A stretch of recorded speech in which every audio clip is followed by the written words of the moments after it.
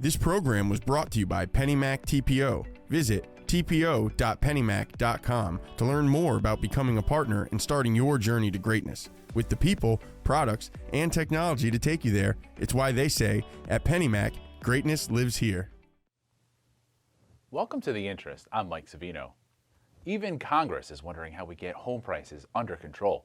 The House Financial Services Subcommittee started a hearing at noon to talk about availability and affordability. Coincidentally, two reports today show prices are up roughly 20% from last year. The first report from the FHFA says prices rose in April by 1.6% from the prior month, pushing the annualized increase to 18.8%. Inventory on the market remains low, and that's kept upward pressure on sales prices. At the same time, mortgage rates haven't offset demand enough to deter strong price gains. April prices rose by at least 1% in 8 of the 9 census regions, led by more than 2% each in the West North Central and West South Central. The smallest increase was in the East South Central at just 0.3%. Meanwhile, a joint report from S&P, CoreLogic, and Case-Shiller puts April's annualized growth rate at just more than 20%. Tampa, Miami, and Phoenix all saw housing prices jump by more than 30% over the last year. It's an unfortunate play that companies keep copying, this time First Guaranty Mortgage Corporation using a virtual meeting for a mass layoff. In a 10-minute meeting on Friday, CEO told more than 400 employees that they were out of a job effective immediately. But the handling of the layoffs is raising questions about whether FGMC violated the Federal Worker Adjustment and Retraining Notification Act. FGMC did not file a warn notice with Texas officials until Friday, the same day as the meeting. That's well short of the 60-day notice required by law. FGMC did not give details, but employees who were in the meeting say the company is not offering any severance as part of the layoffs. They also say the meeting included all levels of employees, from salespeople to at least one senior vice president.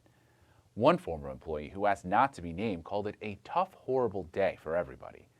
Executives took to LinkedIn to help their colleagues find new jobs. But the bigger question is what will happen with the loans that are already in the pipeline?